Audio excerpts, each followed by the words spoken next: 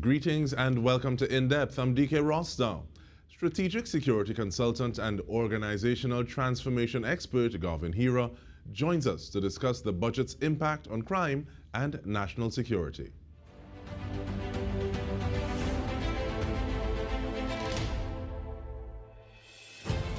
Thank you so much for making the time, Mr. Heerah. I want to start off, though, asking about your thoughts on the budget thus far as it pertains to national security.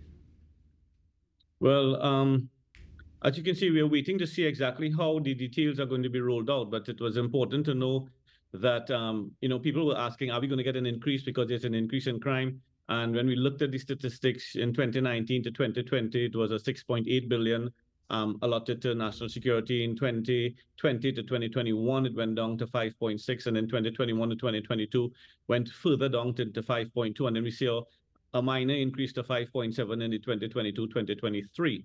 How is it going to impact national security? What are my thoughts? Honestly, it is now going to be what I'll call a concentrated effort and a refocus for the minister and for his team, because it is being able to achieve the objectives, deliver on the deliverables with the funding that you would have gotten. But my advice is that we will have to look at working smarter, working more technologically driven, more team-oriented, more interministerial and interagency, but clearly defining objectives and working strictly on them. So it's a good budget, I think. I think it's something that for national security, it's an ability to be able to work with it. But more importantly, we have to see what we're going to do and how we're going to do it. It just can't be business as usual. Right, and what are some of those factors contributing to the state of play in terms of the ecosystem, is a word I think you've used, that comprises what we define as our national security? Yeah, you see, what is important is to understand that national security plays a critical role. National security stabilizes the environment for sustainable growth. And we would have heard from different angles, different factions, different systems with applicable to the budget and or not applicable to the budget, where Trinidad and Tobago is now being identified as the regional hub. We want to identify Trinidad as that investment hub, so people from within the region and internationally could come to Trinidad and to invest, and we could be that business turnaround. However, what is very, very important is that to understand, without a safe and secured environment, people may not want to come into your country. So you have to understand within that ecosystem how important national security plays. And therefore, it is not just about being able to solve crimes on the ground. It is being able to promote and more so to present a safety, one where the citizens are comfortable, where we can go about and do our business, law-abiding citizens, and we would not feel threatened. And are there facilities that need to be decentralized? And I say that because in the same way that people talk about there's so many people who would commute to Port of Spain or to other business hubs in a manner that may not be the most efficient because you spend so much time doing this. Can we also transpose that argument to national security? Are there facilities that need to be decentralized to more efficient security? And if so, what are they and why?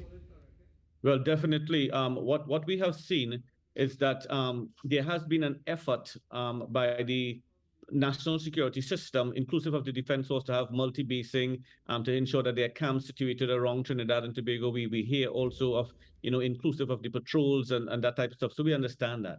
But in the main system right now, for instance, because the minister did speak about it in the budget when he spoke about the upgrade and more so the improvement to the forensics center in Long Circular. And it was my thought and my advice that we should really be looking now at establishing a forensic center in South Trinidad, so we don't have to, conduct issues surrounding forensic and scientific investigations on a homicide or the policing aspect of it, and have to come all the way into Port of Spain. And capacity, for instance, can be shared if there's an establishment in South Trinidad. So that alone gives a sort of credence to the fact of there need to be some decentralizing, and we could definitely start by looking at that. Mr. Heerah, I want to say, in terms of talking about horses for courses, and you just spoke about policing, and there are different types of policing, but what are some of those that you may suggest outside of the two that we generally hear about in terms of that harder, possibly punitive style of policing, as well as community policing inclusive of some of these police youth groups? Yeah. Well, I mean, the community policing aspect with the youth group, that's working well. Is it reaching everyone? That's some of the questions that the actors within that system will have to confirm or to at least present based on their achievements and measurements. But you see, policing has taken a different sort of angle. It has taken a different turnaround. And the reason for that is that crime and criminality has become more sophisticated. And I said that in another place. And the dialogue was like, what are you saying? What do you mean by becoming more sophisticated? Now you would remember in the budget presentation that the minister alluded to the fact that within all ministries, I believe there would be digitization, there would be an upgrade to how business is being done, upgrades in ICT, upgrades in digitization, working better, more operational processes being put in place. And so we saw that. But we have to also understand that as we as a government, as we as law-abiding citizens, as we as business, corporate, and private public sector improve and upgrade in our digitizations, so too is the criminal. He is also upgrading and he's also advancing his ability. So he's becoming more sophisticated. Remember, a lot of business is taking place in technology. A lot of stuff is happening in social media. Money is actually being transacted there, in and out movement of money. So the criminal is also understanding this new space and he has become more sophisticated. Even for instance, I heard recently that there was a gang warfare taking place in the Western Peninsula, one gang shooting against another gang. And what they were doing, one of the gangs was actually sending up a drone to identify where the other members were hiding. And there was a shootout taking place. Of course, innocent citizens and innocent residents were also put under threat and under high risk.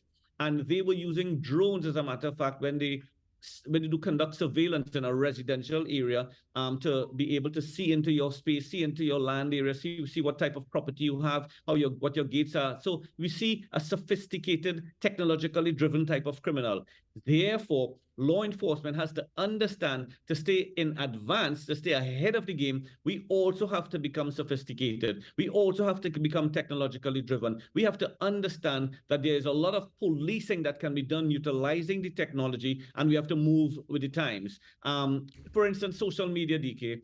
In social media, most of the times, these guys are parading their weapons. You see them doing their short videos and their TikToks and their clips. It is not just about keeping that information as statistics. We have to be able to look into that and see where codes are being sent. Sometimes they're actually telling you about their next crime, telling you about the next homicide, telling you about the next shooting, telling you about where they're going, because these fellas believe that, you know what, parading themselves with these weapons outside there puts them in a certain amount of power. And young men, 14 to 16-year-olds, have in their possessions AR-15s. So you can understand that ego trip that they are on. Policing has to be able to treat with that new type of criminal. And that's why the sophistication, that's why the change in how we do business, the adjustment of our tradecraft has to be prioritized now. So it's not just about getting the allocations and using it, but using it smarter to treat with the new type of crime and criminality that is showing itself on the ground. And I want to talk about some of that transformation. When we return, we are speaking with strategic security consultant, organizational transformation expert Garvin Heerah. Stay with us. We return with more.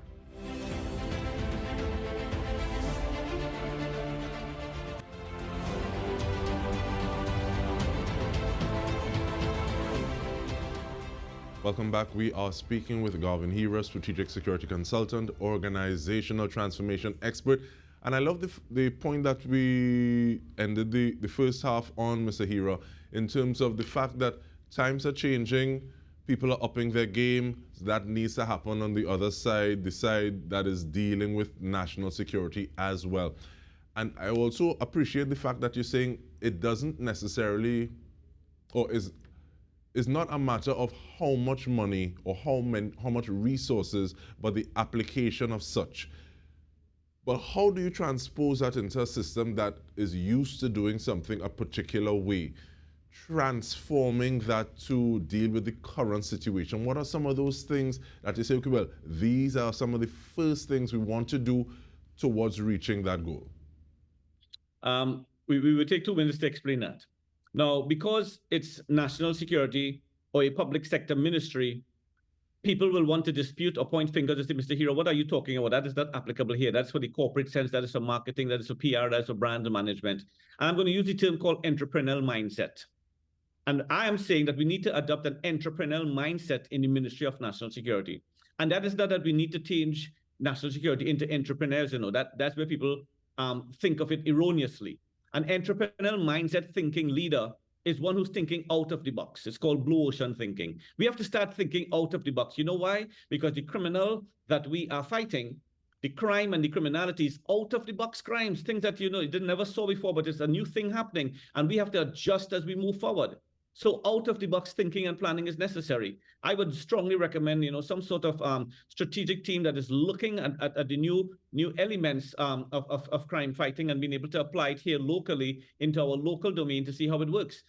For instance, the Minister of Finance spoke about cruise tourism, about an introduction that would more or less turn around our tourism industry and the diversification aspect of out of the oil and gas, focusing on tourism. And we would have a cruise tourism where cruise ships would be coming in, and we would have a more embracing now to tourism because we have visitors coming to our country.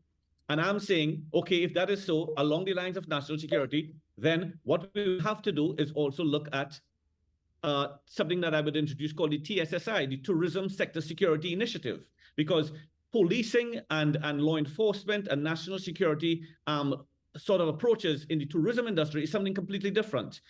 It is not the run-of-the-mill normal type of policing that we would see. Yes, if you're responding to a 999 call, we understand that. But if there is a tourism sector security initiative set up, then we will have a specific type of law enforcement and policing that is necessary for the tourism industry. And that is consultative, that is collaborative, where all of the hotel owners, the hotel operators, and then the cruise operators, everybody involved in tourism plays a role to contribute to see how they can have this industry secured. It's something that was set up in the oil and gas sector called the Energy Sector Security Initiative, where all of the key players in the energy sector contribute towards the safety and security of the sector. And that will be a great initiative on behalf of national security. But as we move along, as for how can we work better? How can we work smarter? The essence must be, we must be thematic in our thinking, Dike. The theme must be crime reduction. At all times, we have to see what we are doing towards the reduction in crime. And as I said, we had 7 years to look at it, and now maybe it is about time that we revisit the reintroduction of air law enforcement in our country, because we see the void of the aircraft patrolling at night with the night sun over crime scenes, for instance, a carjacking or burglary. There's a sense of that you are being looked at from above, and there is a certain amount of support to the law enforcement that is on the ground, of course, blended and integrated with technology and real-time information gathering. So that's another one that we can look at in working smarter. What about if we revisit?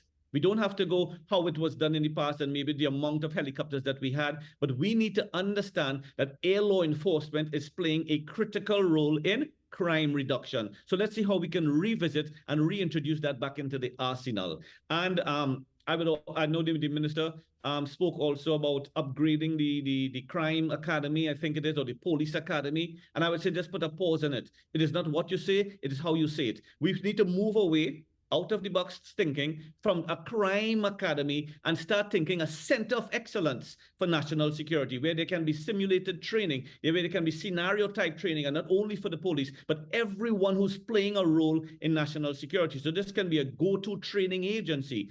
Our neighbors in the region, for instance, could come to Trinidad and train in this center of excellence. It could be from an academic standard with classes and all that. It's simulated and also with real-time practical training to test your critical thinking and your crisis management capabilities as law enforcement. So those are some things that we can work with out of the box, but doing it differently. And you talk about the drone. You talk about air enforcement, and you carry me back to thinking about the drone, and me saying, making a note to myself, I need to look at the laws that would speak to where you're able to use drones in terms of what kind of areas. But that out of the box thinking also makes me think of one or two studies that I was looking at one point in time, saying that the person who has an entrepreneurial mindset and the person who has a criminal mindset, there's some similar boxes that check in terms of saying, okay, well, this is something I think I can do and I can be successful at. But I want to shift a little bit though, please, Mr. Heerah. There's some moves you suggest can be focused on our migrant population outside of registration that may help to show up security, possibly help contribute to GDP? Yeah, definitely. And that is because regardless of what lens you put on to look at it, DK, team, audience, those looking on, regardless of what lens you use to look at this thing, we have a migration situation in Trinidad and Tobago. We have a mass migration coming out of Venezuela. They are still coming, be it legal or illegal.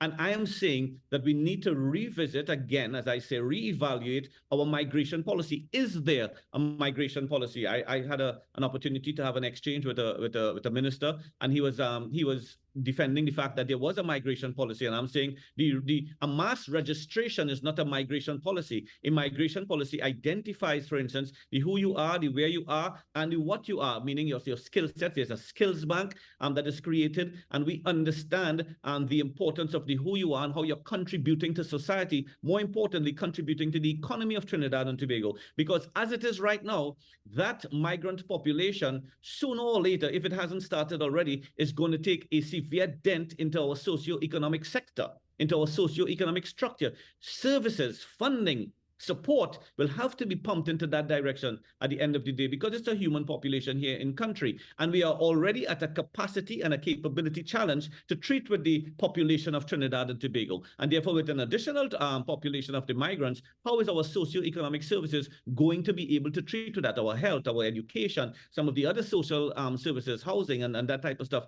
Who knows what is going to happen? But with a migration policy, we have been being able to put plans in place and be proactive in how we strategize to deal with that. More importantly, if someone wants a mason, an electrician, a nail tech, you name it, some sort of construction person, there is someone who knows about a Venezuelan, for instance, because they're the majority, that you can go to get that sort of service. And that really speaks to that skills bank. But in terms of the time that we have, we are about 1.5 minutes. Last question, what kind of partnerships are most needed at this point in time when you speak about national security? And I ask that because we're seeing some interministerial conversations. We hear the Ministry of Education speaking about forging closer ties, bodies like MILAT as well as MyDNS, the Ministry of Youth Development and National Service, trying to engage persons in different ways. What are your views on that in terms of those partnerships? Well, saying it quickly, it goes beyond just saying it for the buzzwords and for the brand management and for the public image. It goes beyond that. What has to happen is that every ministry, as they receive the allocations now, will be re-strategizing, be writing their strategy and their policy to take you to the next 2 years or 3 years that this funding is going to provide.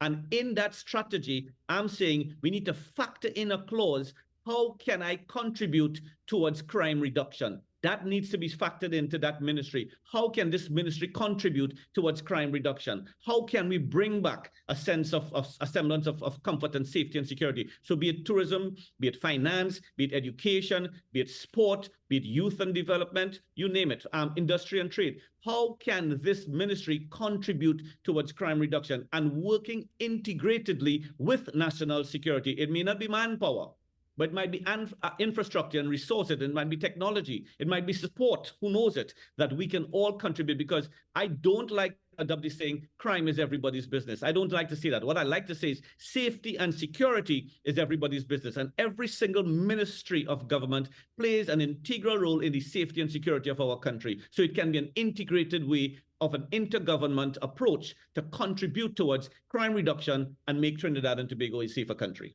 And we want to help you so much for helping, and we want to thank you so much for helping to kind of reframe that conversation, because words have power and they also help to focus our actions. Garvin, Heerah, Strategic Security Consultant and Organizational Transformation Expert, thank you so much. And we want to thank you on behalf of the entire TTT team for tuning into In Depth with me, Dike Rostant. Thank you so much for joining us.